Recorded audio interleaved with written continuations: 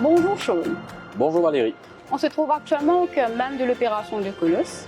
Parle-nous du positionnement de Colosse par rapport à l'écologie.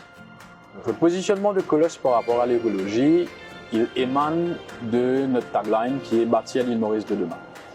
Pour nous, chez Colosse, pour le staff, pour le management, pour moi, la définition ou le sens de bâtir l'île Maurice de demain, ça a une dimension beaucoup plus vaste.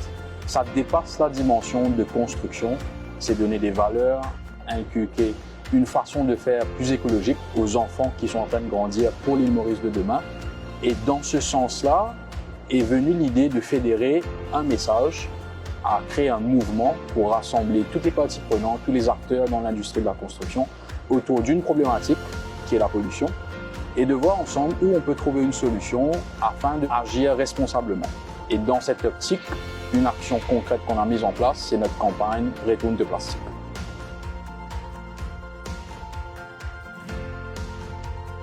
Justement, Retourne de plastique. Qu'est-ce qu'on fait dans sa campagne là? Nous tenons un seul message qui Marie Saint pour faire passer, qui est Retourne de plastique. On se sert de housse en plastique pour couvrir nos palettes de ciment comme tu peux le voir ici. Et le principe là, c'est que tout le monde, quand ils ont fini d'utiliser leur palette de ciment, ils nous retournent les housses en plastique et nous, ce qu'on fait, on s'appuie sur un recycleur qui s'appelle DKD Plastique. Et ce qu'il va faire de ces housses-là, il va les transformer en piping isorange. Donc le challenge aussi a été de trouver le recycleur. Et on n'a pas cherché n'importe quel recycleur, on a cherché la personne ou la compagnie qui pouvait recycler le plastique à Maurice.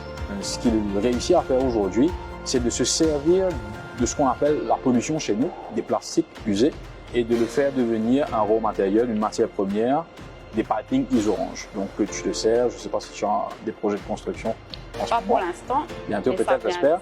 Donc tu vas te servir de piping isorange. C'est des conduits en fait que tout le monde se sert au début de la construction, dans les fondations, etc.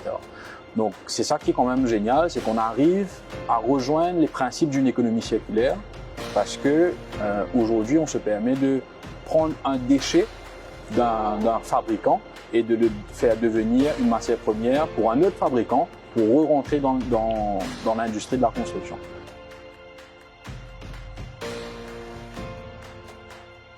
Concrètement, comment on fait pour retourner le plastique?